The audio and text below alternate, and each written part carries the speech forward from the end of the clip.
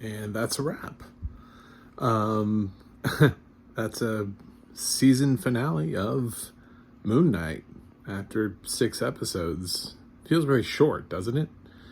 So yeah, we'll get into that. Sometimes you can love a series right all the way up until the ending, and then you have expectations of how the series needs to land. And the question is, did it land where you hoped, or where you can accept it landing?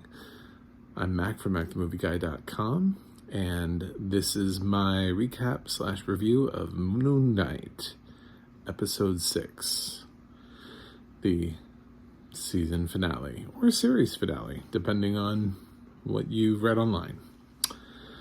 I'm a blind film critic, so interestingly enough, we're going to talk a little bit about audio description, but I've already talked about it for 5 episodes, and it really hasn't changed much, so this isn't really going to be a heavy, deep discussion into the audio description that's already existed. So yeah, I was really excited about Moon Knight. I'll try to keep spoilers that matter out of this for you, which makes it somewhat hard to talk about the finale, because it is a finale. But I don't know that it matters, spoiler, but I really enjoyed the reveal of the secondary Moon Knight costume. I thought that was cool. If you've seen it, you know what I'm talking about. It's always been a cool costume, and it's cool to see that they're going that way with it, and how it's used and being represented. And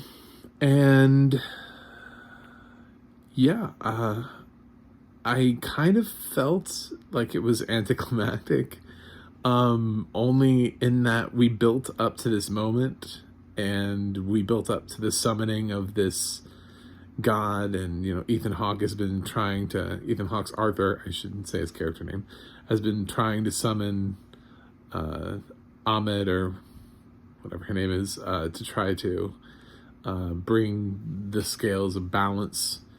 And you kind of expect that to be like an epic final battle, but I feel like there was a lot that needed to happen in the final episode, and because they condensed it to 6 episodes, it didn't necessarily just culminate in the most epic of battles. Like, there was a battle, but it didn't feel like, Thanos or something like that. I don't know what I was expecting from the final battle, but it did kind of feel short to me.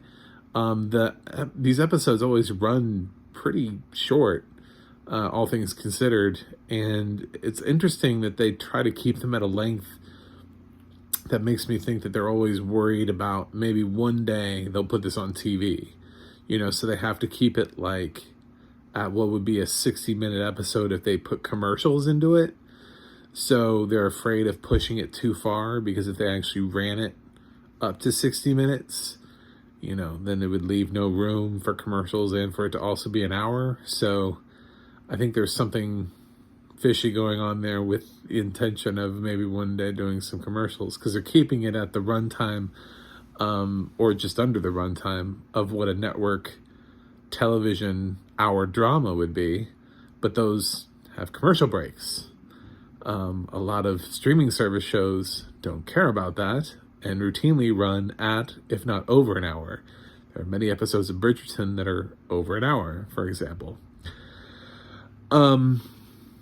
So, yeah, I feel like they could have pushed it just a little bit more, just to give us a little bit more final battle. I mean, a lot happened, with our heroes, with Mark and Steven and Layla, and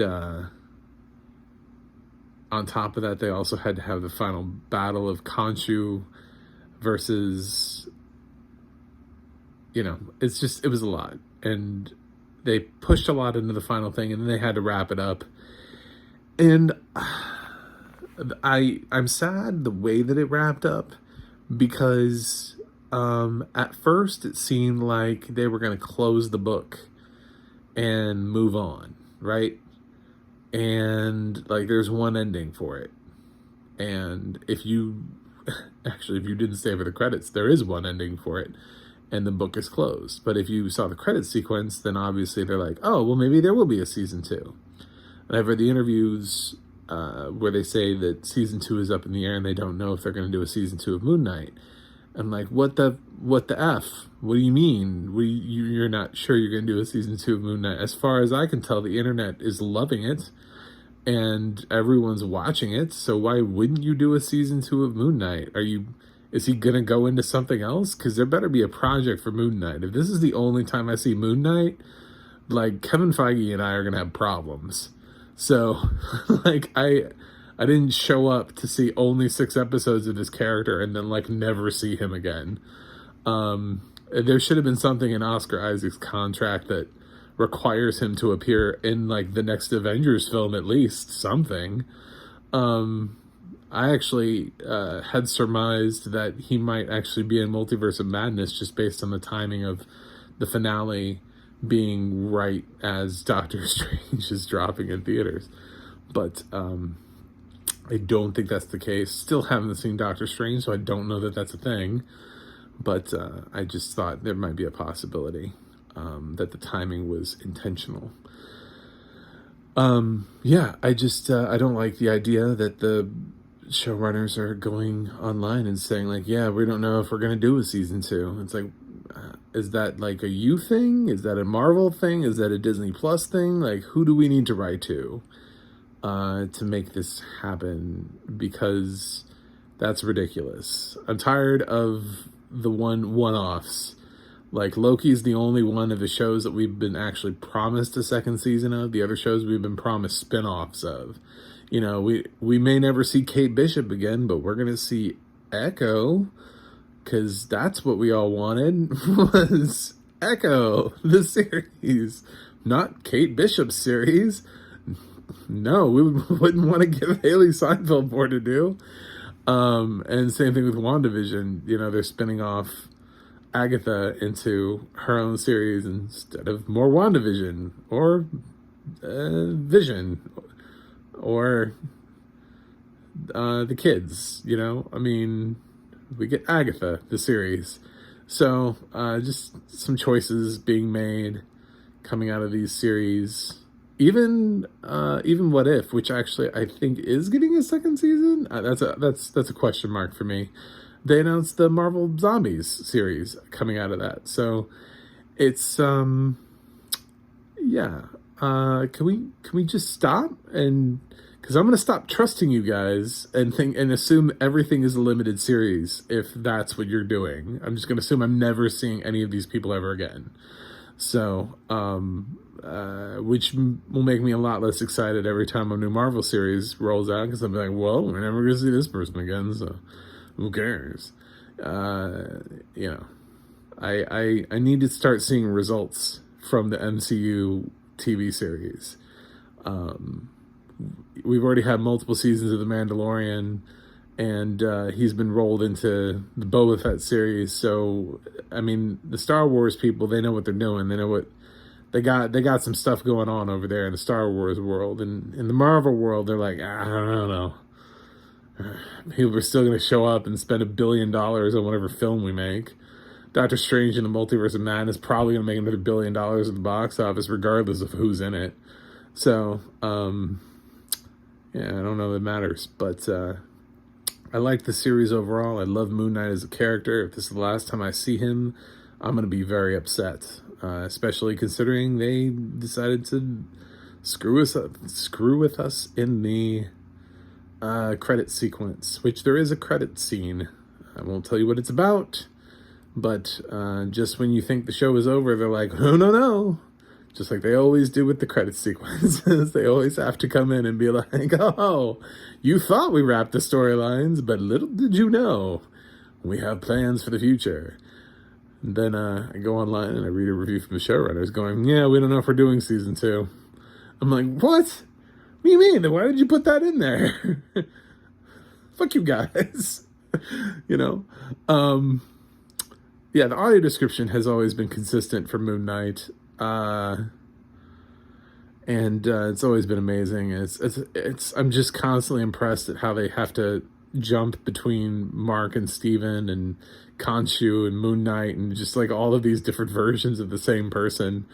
Oscar Isaac just has done a great job here this season, and I would love to see him get recognized. I know that's not going to happen. I've already explained that. I'm not that hopeful. I think he'll just get recognized for Scenes from a Marriage, and that will be his Emmy nomination this year. But I think him playing multiple people should warrant a nomination, but you never know. I was a little disappointed by the finale. I'm not gonna lie. I was a little disappointed in the lack of this massive, what I thought we were building to. Maybe my expectations were so high, but that comes from the fact that the first 5 episodes were like running on high octane fuel. And then we got to the finale, and I was like, okay, there's too much going on, and this episode's going to be really short. So, it's the format. It's because I don't know. There's some choices that were made that made me a little underwhelmed, but I still love the show, still love the characters, still love Oscar Isaac, still am super glad Moon Knight is here, and would absolutely come back immediately for season 2 and watch it. And will hashtag whoever I need to hashtag to make season 2 happen. So I'm going to give the season finale of Moon Knight an A-. Gave most of the other episodes an A, so I am going to acknowledge that it did not quite meet my expectations.